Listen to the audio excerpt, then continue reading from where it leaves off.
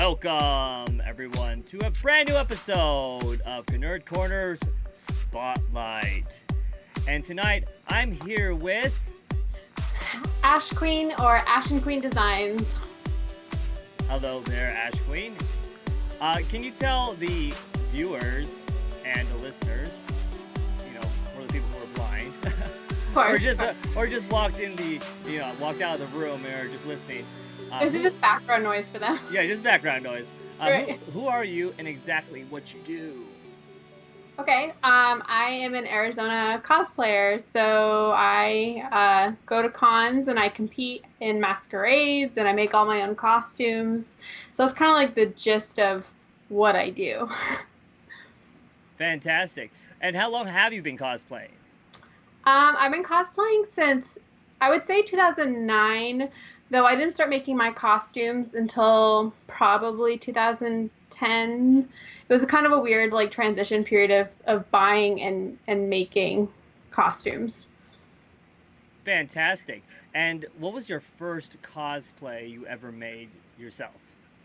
Oh, my first cosplay I ever made myself is from, I don't remember if I remember the name of the series. It was an Alice in Wonderland series, and my first cosplay, his name was Boris something, and he was basically the Cheshire Cat. So I was actually cross-playing, and I had no idea what I was doing, and I started it by hand sewing, and then from there, I went to my grandma's, and she showed me how to sew. So half of it is hand sewn, and half of it is not sewn well with the sewing machine.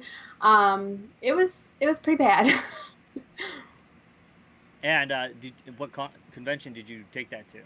Oh, I took that to a Reno convention. So I had moved to Reno, and there was the very first year, it was called Snafu Con, and so the just opening year, new costume, had no new one. No new one. I didn't know anybody. I was like, that wording's not right. So I didn't know anybody, and it was a good time though. That's fantastic. And a little later on, you moved here to Arizona? Yeah, well, I started in Arizona. I moved there for a year to be with other family members.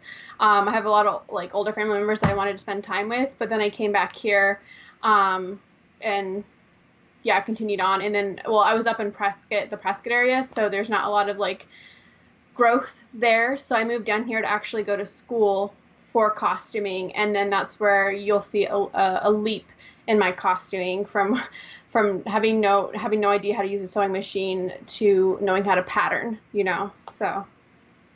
That's fantastic. Now, when did you start going to conventions like Sabaton and Phoenix Comic-Con? I feel like maybe 2013, because I didn't really know about the cons in this scene. My very first con was actually in Las Vegas because I didn't know how to find conventions, and I was just desperate to go to one, and so we just went to one in Las Vegas because it was the closest one coming up. So I think it took me a little while to stumble upon the actual local cons. Huh.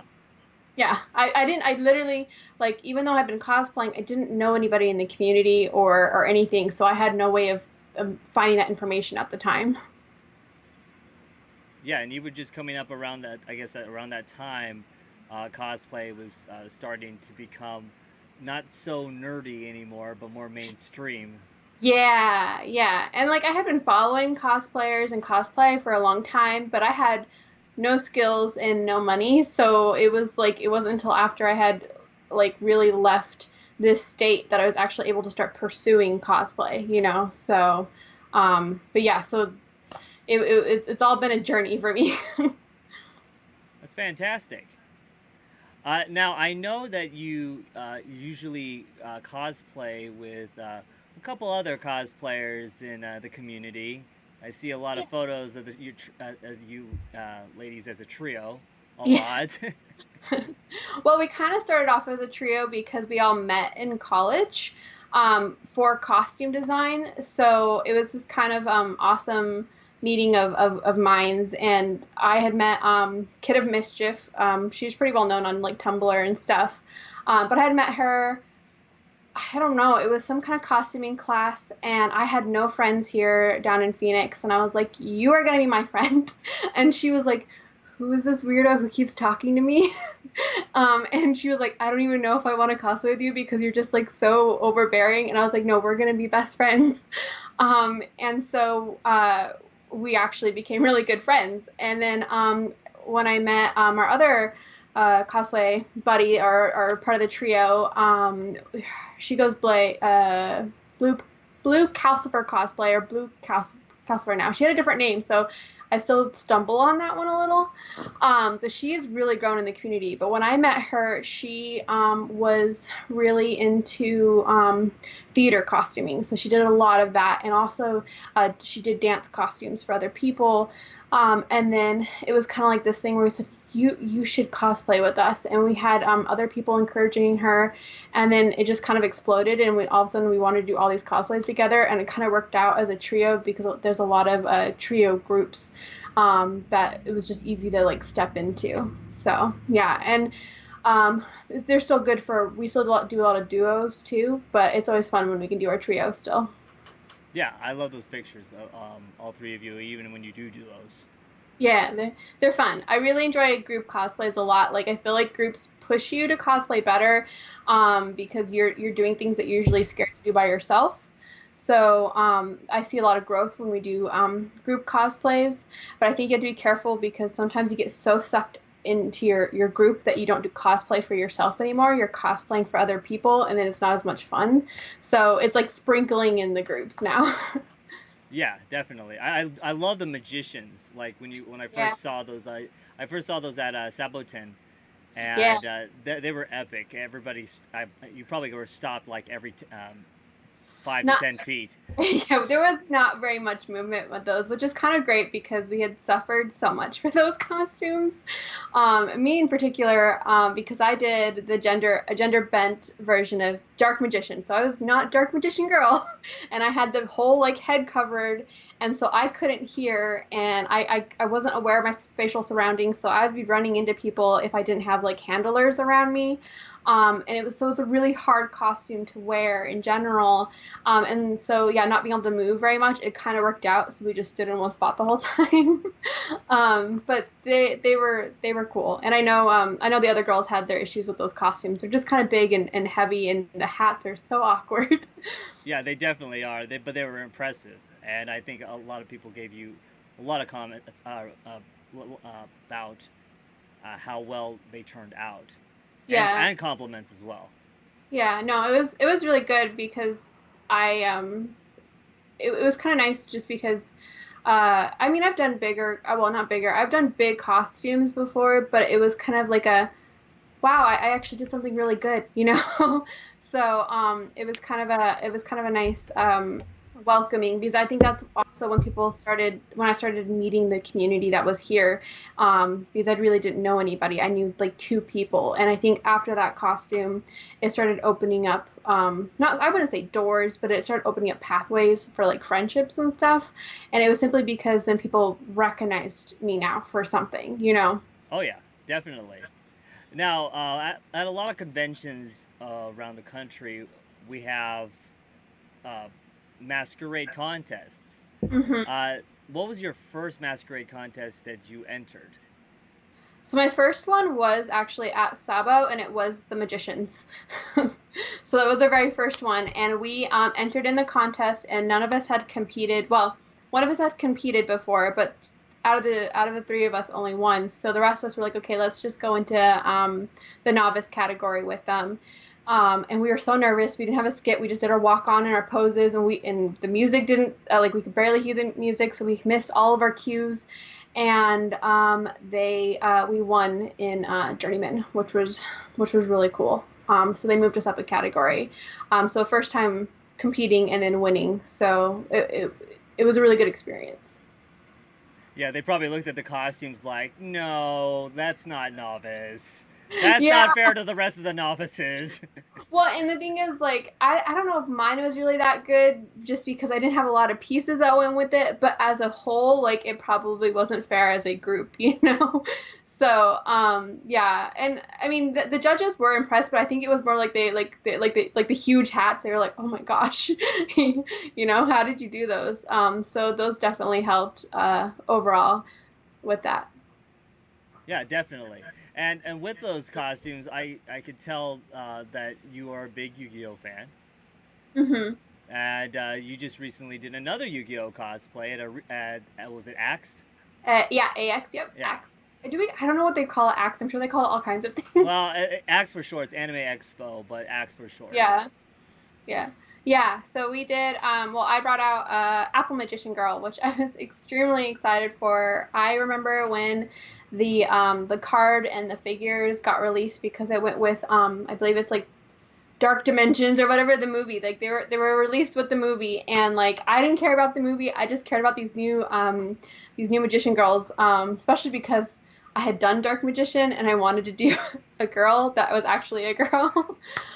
So I was super excited for that, and I just loved the design. And then it was literally uh, almost as soon as we saw the designs were out, we were already talking about doing them.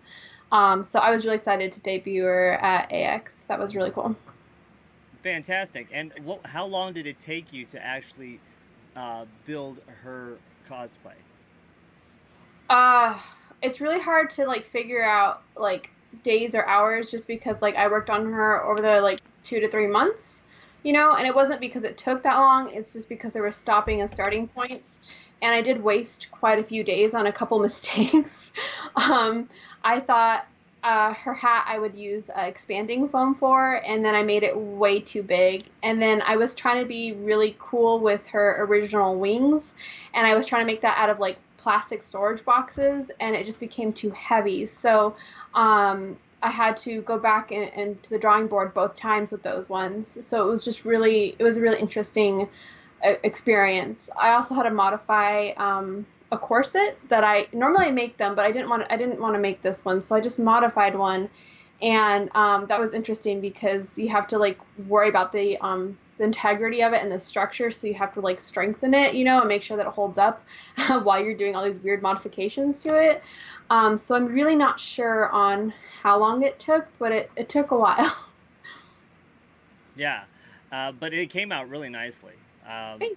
Yeah, I love the photos of it, and especially you and um, Kid of yeah, Mischief. Kid Midget. I was gonna say her actual name. I know. I I'm was like, like, no, no, oops.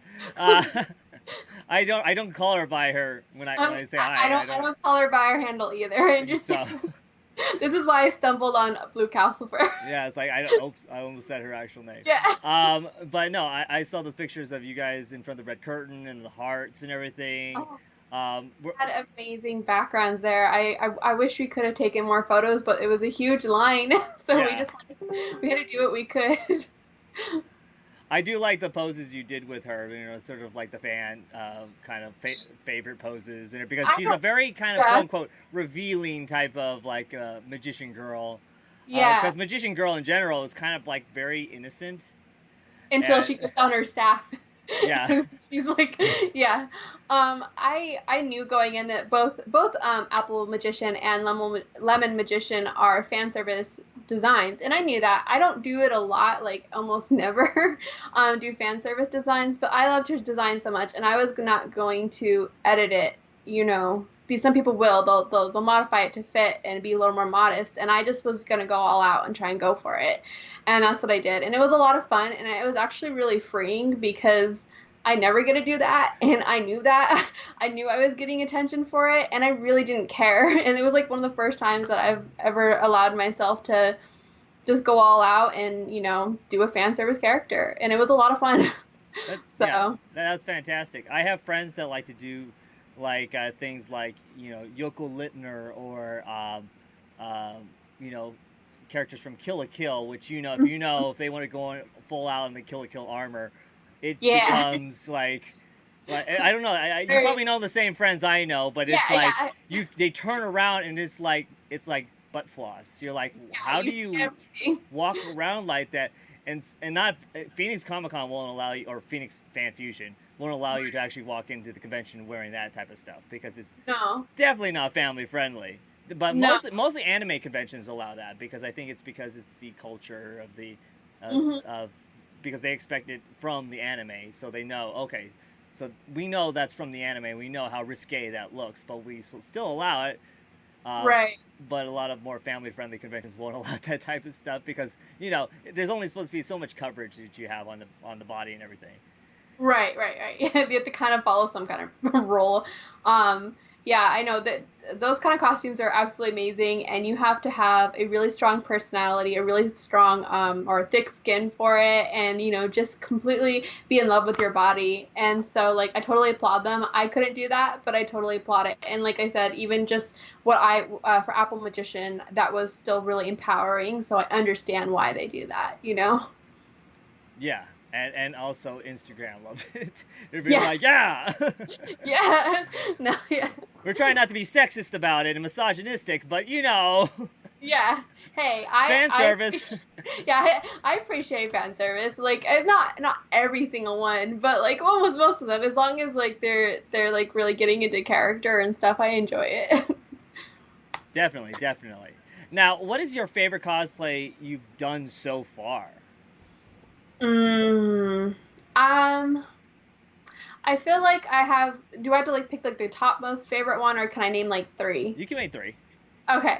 So my first one that I ever made that was my most favorite is I've done the I guess that's technically early 2000s, like the cartoon Rogue suit bodysuit. They always call it the 80s version or whatever, but the cartoon didn't come out in the 80s. um, so yeah, the yellow and green bodysuit, leather jacket. That was my favorite first one I did because I was so in love with the character, and then I was really into World of Warcraft, and I fell in love with the Judgment armor, the Paladin set. And so that was my second one that I made that I just absolutely adore, even though it's extremely uncomfortable to wear. Yeah, it's like, how can you wear this into battle? Yeah, you don't. And like technically, like I did mine off of like the loading screen art, which is not like technically it's more like a robe, but like hers is like all sections, so like it breaks all apart and it's actually even harder to move in than a robe would be. So Yeah. it doesn't make any sense. But it was just so beautiful. So that was my second one. And then my third one I think is Apple Magician because she's so much fun and I get to be so silly in her. And I realized that most of my characters are really serious. And I didn't have to be serious at all with her. I could be making faces or whatever else. So that was a lot of fun. That's fantastic. That's fantastic. Now, for people who are, of course, watching this, they can tell that you are wearing a gargoyle shirt. Yeah, I know. So you grew up with the gargoyles? I'm so sad that they didn't continue. Yes. Well, you have to admit the last season was kind of. Yeah, it was kind of all over the place, but it was never enough. Like, if they touched back on it now, I would still be happy. Like, I don't even care. Like, sometimes there's fandoms that even if it's bad, you still love it just because of what it was at one point. And like Gargoyles for me is one of those things. Well, they are working on a live action Gargoyles film, so Okay. there you Well, go. see, I have to admit that I was really, really upset with the live action Teen Titans designs that were coming out. Most people were, and I saw a trailer This and morning. this morning, and now I'm Yeah. gonna go see it just because. I mean, even though I don't like the way what everything going on, I'm just gonna have to see it just because of Raven. She's kind of my bae, and like I'm gonna have to suffer through it just for her. Okay, so people are going to probably attack me going, you're racist. I'm like, how can I be? I'm brown.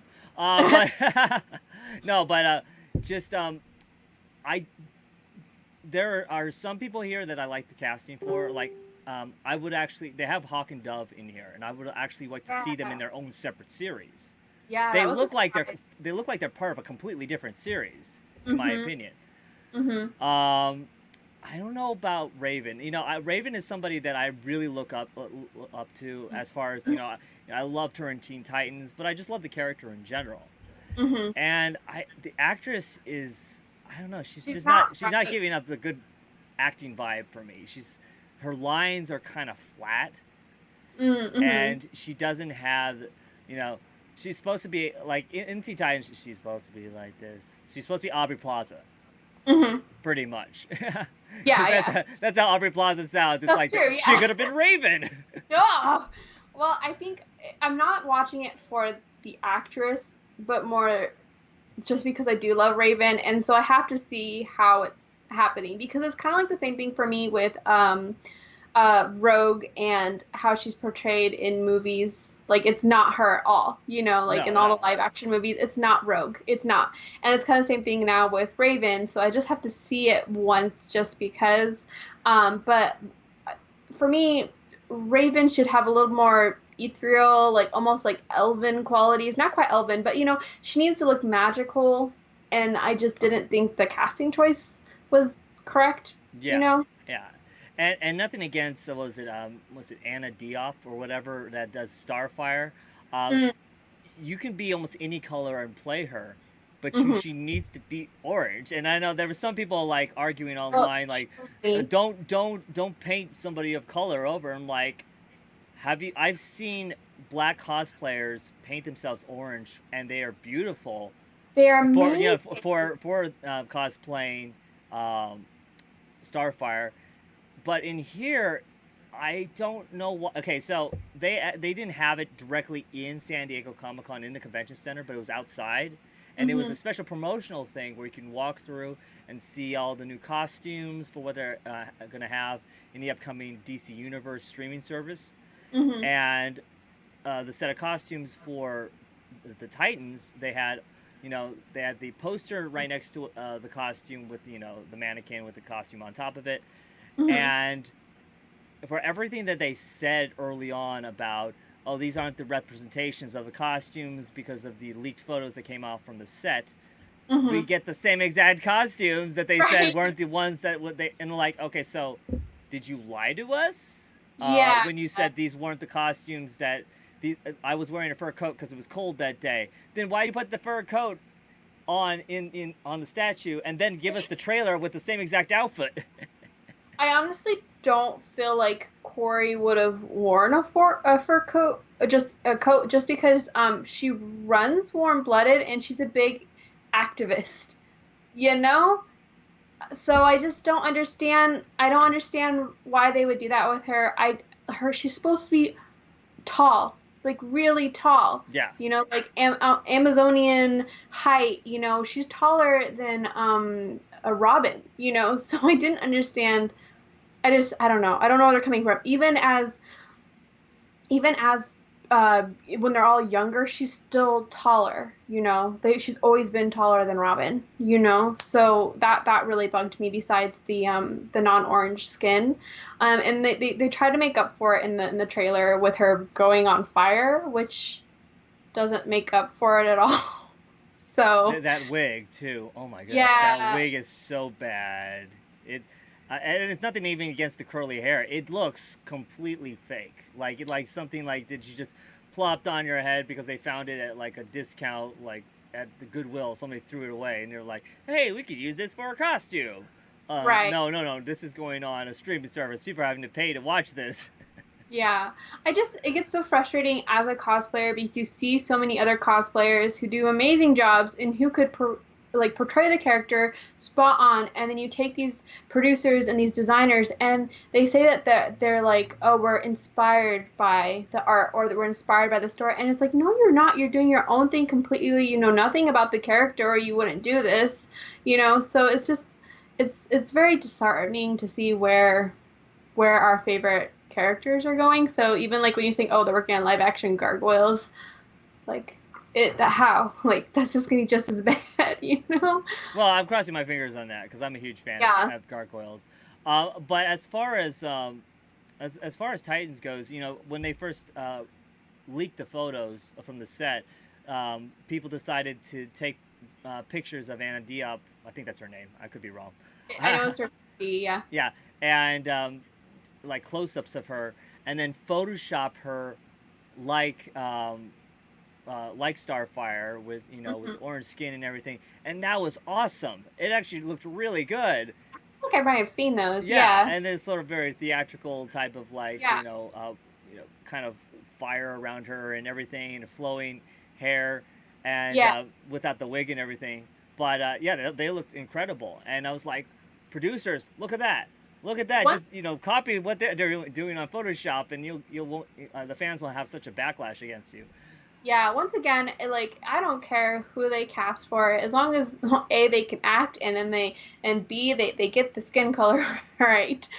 Because even Beast Boy, I think they showed him in trailer with and without green skin, so Yeah, that was confusing. And I actually liked Beast Boy's wig when they were showing that. I thought it was the cute styling and everything, but it was really disturbing not to see him with green skin. The whole point of Beast Boy is that he feels like he's alienated because of his green skin, because of I can't remember why. He wasn't born that way. He got infected with something, yeah, and that's why he has the green skin. and the ears and everything. And the ears, yeah, and that he's a little animalistic.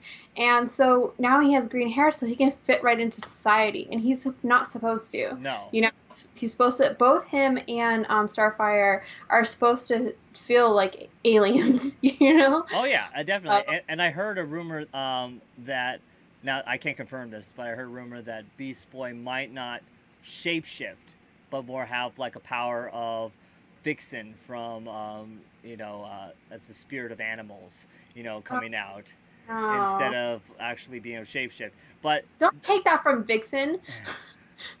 Vixen needs that, and Vixen is DC. No, but I know. okay, Well, it's because also, we never saw him shapeshift in the trailer, but I'm hearing from other sources that that's what they're getting, is he might not shapeshift for the show.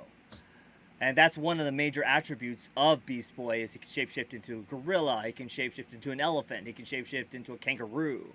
and it's not even like, oh well, then you're taking away his main fighting ability. Beast Boy's shapes, he does it for fun. He does it sometimes if he needs to get away from other people and just chill, or if he just feels like, he does. It's not just for fighting. You're not just taking away his ability. Now you're taking away his whole personality. So that's.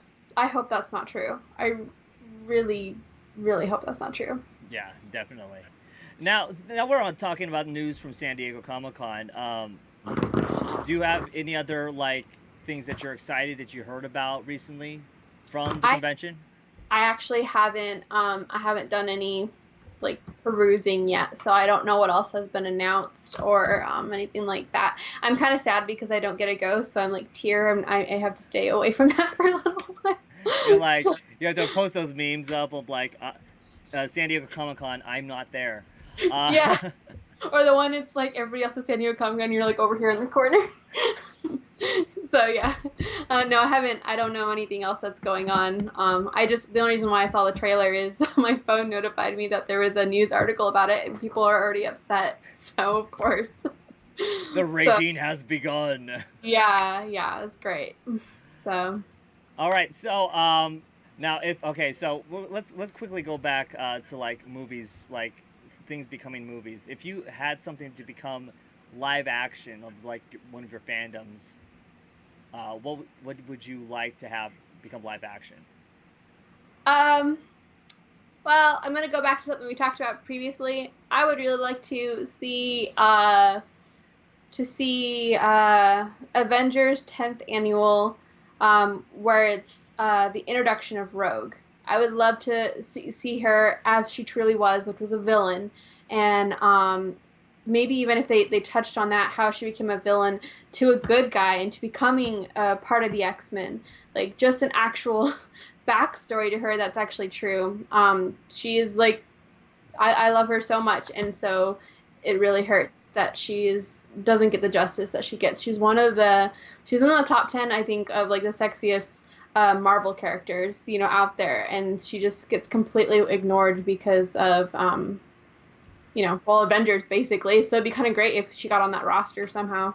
Oh yeah. Well, they are going to be rebooting the X-Men after the Dark Phoenix saga, which is the end of the Fox run of the X-Men, and Oh, they will be rebooting them because Marvel/Disney is bringing them right, over into the MCU. So all new right. actors, probably they're rebooting the storyline for all the characters, uh, all new Wolverine and everything.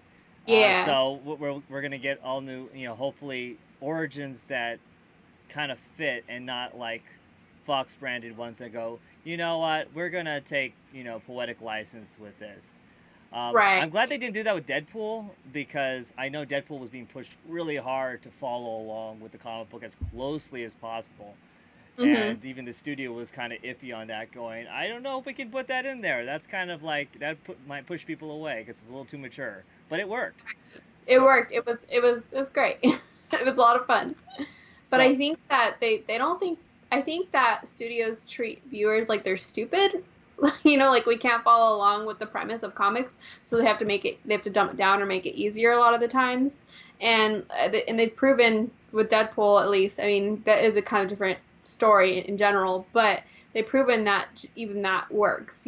So I'm hoping that they see that like comic book fans want to see their comics come to life. They don't want to see whatever they were doing. oh yeah, definitely. It's really interesting when you see studios interfere so much. I mean, you can see that definitely with the DCEU, their films, and how much the directors have to fight with the studio Hmm. on their vision, and then sometimes the directors want to come in and go, you know what, I have a vision of this and this, and I want to take 4 stories and cram them in one movie. Hmm. But those stories take place at different timelines. I don't care. They all take Yeah, place at one time. Like, they really no, that's not gonna work. It's not gonna yeah. work. Why does Doomsday look like a Ninja Turtle? I don't know. I don't know. Once again, people aren't respecting the source material. Like they say, "Oh, we took inspiration," and I don't think that's really inspiration at that point. When you changed it so much that it's no longer a recognizable character. So, Yeah, to me, and I know I'm gonna get a lot of flack for this because I'm a Marvel fanboy. Okay, I grew up as I will completely admit that. But I love DC. I also grew up with Superman and Batman and Wonder Woman and the hmm Flash. Those are the four the major staple, characters that I grew up read when I grew up reading right? comic books. And to just see Wonder Woman take a huge leap forward, and then Justice League comes in and takes a huge jump backwards. For me, in my opinion, I was like, you had something with Wonder Woman, and then you took that away. Even though Wonder Woman was in Justice League, I felt it was a jump backwards for them, uh, as far as like story writing and how even they treated Wonder Woman in Justice League. I felt that she needed to be treated with a little more respect than what she was in Justice League, especially Yeah, what she had done for the DCEU. She kind of like helped them out in a troubled time when everybody was kind of putting DC down and going, you know what, Batman DC versus can't make a Superman, live action movie. yeah, Batman versus Superman just didn't work.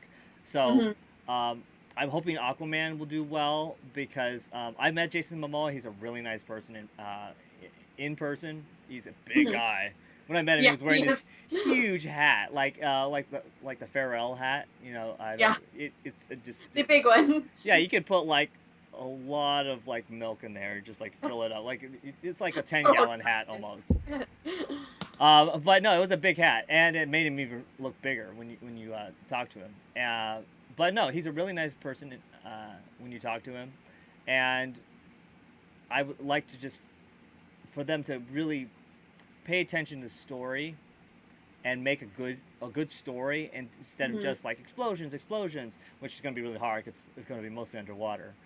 Yeah, they're gonna add it's lots of it's noise. yeah, it's gonna be hard to make a lot of fire with underwater. But as far as I've seen from the San Diego Comic Con reveals, he's actually wearing the orange and green I heard that costume. he was supposed to be wearing the orange and green. I did hear that. The Yeah. poster doesn't show it, but all the figures that they're releasing, the action figures and the special models of the characters that they're releasing, it shows him in his Aquaman outfit, and it actually harkens Good. back to the old timey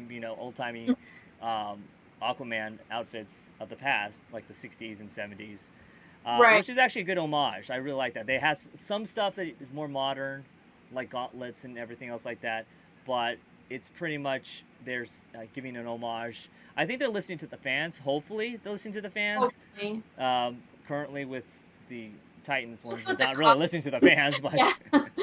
At least with the costumes on it, they are. Like I feel like Aquaman has come a long way because he was always like the joke Yeah, you know, you talk to fish. right. And like for the when they had the Justice League Unlimited, and they had Aquaman in there, it was the first time that we got to see Aquaman really as like this, wow, he's really this crazy strong, like aggressive guy who's just going to take care of his, you know, his home, and he was no longer a joke there. And I think that they have like expanded upon that, and they said no, like he's not a pushover, he's not just he's not like the Little Mermaid, he talks to fish, you know, there's a lot more going on with him. And so like it's really exciting because when you think about it, he he doesn't have like a lot of experience with it, but he comes from a completely different culture than us, you know? Oh yeah, So there's a lot to explore. and definitely for him to in here, he's kind of like rediscovering his culture because he wasn't raised in Atlantis, Exactly. and to Yes. meet characters like Amber Heard's character Mira, Yeah. and I to love design. Hers is great. yeah, we kind of got a little bit of glimpse of Atlantis in Justice League as he comes rushing in to try to get one of the mother boxes. Spoiler if anybody hasn't seen it. Oops. Ah, well, if you haven't seen it now, then I don't know where you've been. Shame on you. Yeah, but no, we get to see a little bit of their interaction with each other, and hopefully that will quote unquote blossom into a relationship like it's supposed to. Right. But yeah, that's gonna be interesting to see that. I hope one day they'll might do like maybe a Flashpoint. No. Then we can see then we can see Wonder Woman and Aquaman together. No, I don't want to watch it. The animated one, I only watched it like once, and it was so brutal. I know I won't touch the comic. Did you cry at the end when the letter came back? I always cry, so I cried. It's like he's reading it and it's from his father, and you're like, oh, Bruce read a letter from his father. Like, yeah, because Bruce doesn't cry, okay? And if he does, you don't see it on screen. So to see him actually you gotta tear cry up. for him. Yeah, so that was actually I really like that Flashpoint. I mean, I like what they're doing with the CW with that Flashpoint, their version of Flashpoint, because they can only do so much with the properties on the CW. But what they did with the animated version of Flashpoint, I thought was really well done. And no, it was really good. It was brutal. It was so brutal. I think it blindsided me because spoiler, it blindsided me because I had never seen that side of Wonder Woman before. So I wasn't going into it. I didn't read the comics, so I just kind of went into this movie and I was like, oh, wow, she's kind of a yeah. So, especially her relationship with Mira. Yeah. Uh-oh.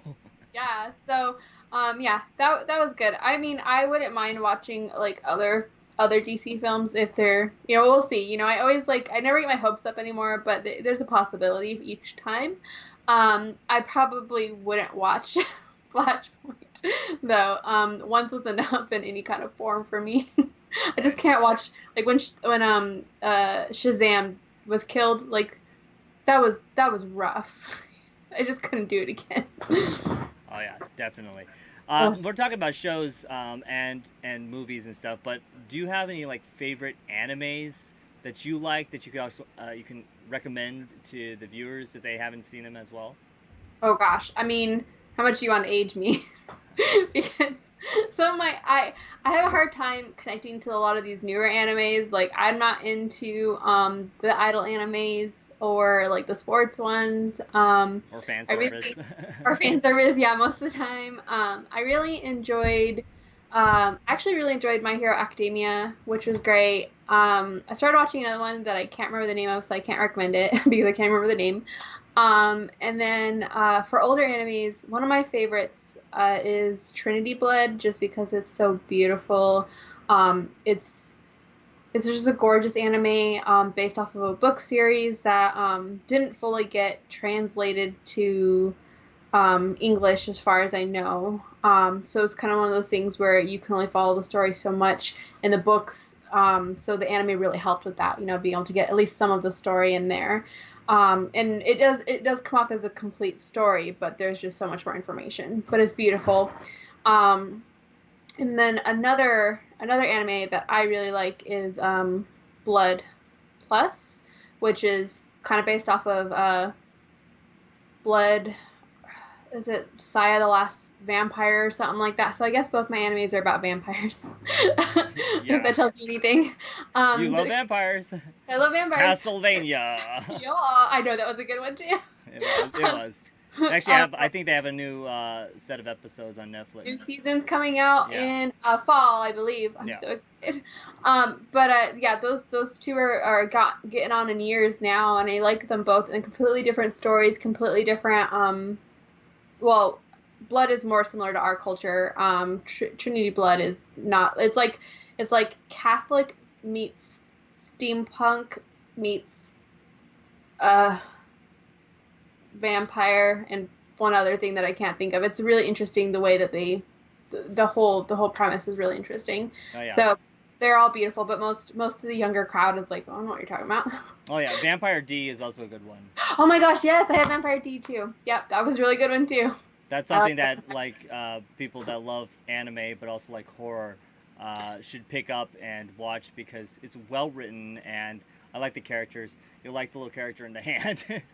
Yeah. Honestly, I feel like Vampire D was not long enough, and I think that they were supposed to have a second season, and I think it got put on hiatus or something, which is what happens to a lot of your favorite animes that are really good. Is they get put on hiatus. But that one was also really good. I just love the relationship between the brothers. Oh, Just yeah. like throws them on the ground. It's great. So those would be like recommendations for people who've seen a lot of the newer stuff, but wouldn't mind watching the older stuff because they're not that old that you can tell that they're old, because when you start getting back into like the 80s animes and stuff like that, or even the original Sailor Moon, like they're aged and you can tell they're aged. These ones are just on the cusp of getting into the newer stuff, so they hold out pretty well. Oh yeah, definitely. All right, so before we're coming near the end of our interview. We've been talking about a bunch of stuff, and we've been even segueing off and talking about I know. news from San Diego and stuff.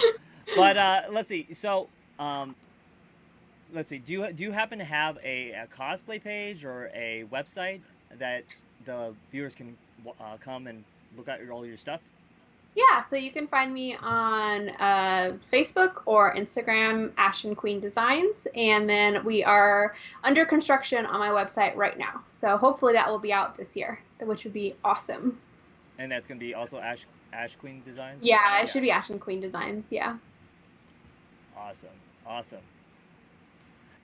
Do you have any other cosplays, or like future cosplays, that you can tell the viewers that you are working on for any future contests? Oh, contests. No, I think I'm done for the year because we did two. And one we won, and the second one is its own issue. So that one didn't even happen. So I think I'm done for this year, and I don't know what we're doing next year, but hopefully there will be an Inuyasha group in the works. So Ooh, I like Inuyasha. Yeah, so another good one that's an old one that you should watch. You don't see that many Inuyashas anymore. No, yeah, they used to be all over the place, but like we're hoping to get like the three main faces, which is Inuyasha, Sesshomaru, and Naraku. So hopefully. So we'll see though. No promises yet. That might be a competition piece though. So who would you be? Oh, guess you're gonna have to wait to find out.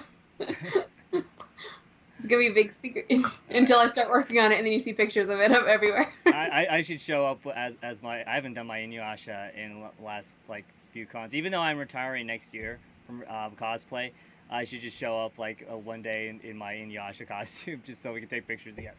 Dude, you can't just end the conversation with, "Oh, I'm retiring from cosplay next year." Without that's kind of well known for a lot of my friends. So apparently I never see you post about it. They thought I was retiring this year. They thought I was retiring this year. Okay, So. we'll talk about this later. Oh yeah, definitely. Okay. But yeah. So, what other conventions are we going to be able to see you at, either pretty soon or later in the future? So I will be at Game On Expo, I assume all 3 days, and then of course Hobbiton.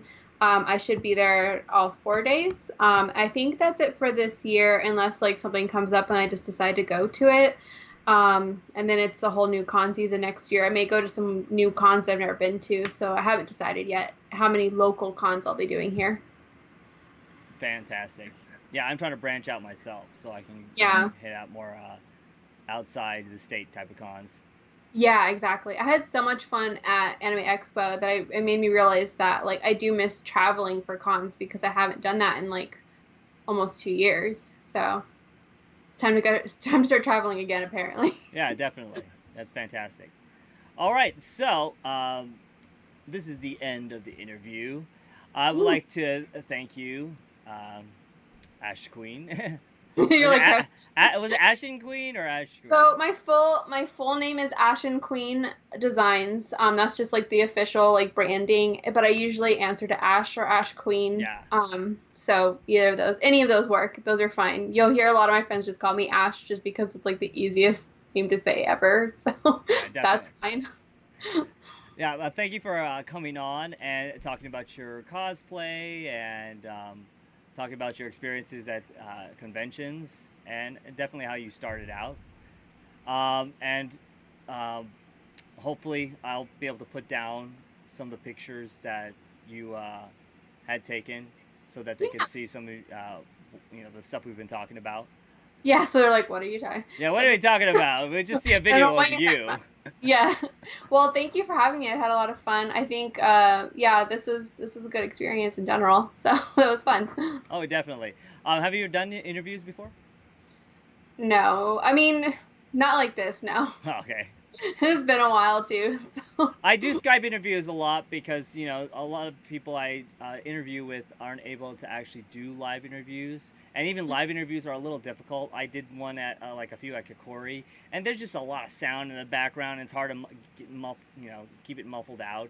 And, Right. And sometimes there are other people, especially if you're talking to some of the cosplay guests, that want to come up and talk to the cosplayer while you're in the middle of the interview. And I'm like, yeah. okay, well, I'm going to have to wait while you talk to that person, or we're gonna Right. Let me just they're gonna have cut to ignore them. Right. So this is a little easier, especially if the person's out of state, to talk to my guests, and so the viewers can actually get to see the cosplayer or guest that I am, having discussion with. So Right, for sure. Well, I had a lot of fun. It was comfortable because I got to sit in my chair, and I went casual because it's so hot here. oh yeah, I'm literally sitting. It might affect the audio a bit, but I'm literally sitting right in front of my AC, so it's like right on me. Need a fan. Well, I have a fan behind me, if you can see in the background. I have a fan behind Oh me, yeah. and I have an AC right in front of me. So Gotcha. Yeah. Yeah, our house is still cooling down because we have that curfew where we don't have the AC running for a few hours and then it has to cool down in the evening. So like this is just like the end of that, and now it's starting to cool down, but like I didn't have I don't have it going in this room here, so it's a little warmer in here than everywhere else. yeah, this is the life we have to live as cosplayers in Arizona. Yeah. And then watch our Warbler armor just starts to slowly melt and warp away. Like, It's no. a funny, yeah, it's a funny thing because Arizona cosplayers are some of the palest cosplayers you'll ever see because we don't go out in the sun, and then like B, we also like only time we go out is for cons. Like we're almost always at our home because it's so hot here. Yeah, definitely. Or we're probably just gaming. Yeah, that's the real reason why we don't go out. All right. Well, thank you for coming on, and also thank you for the listeners for tuning in and watching my recent interview with Ash Queen, or Ashen Queen Designs. Be sure to visit all her links, which I'll put down below, and check them out. Give them a like and follow. And don't forget to subscribe to our channel for further updates and further interviews for our Cosplay Spotlight series. We'll be having more cosplayers on as well. I will probably be interviewing her friends as well pretty soon, so just gotta set those up. Yeah. And thank you again for tuning in. And remember to enjoy your chimichanga.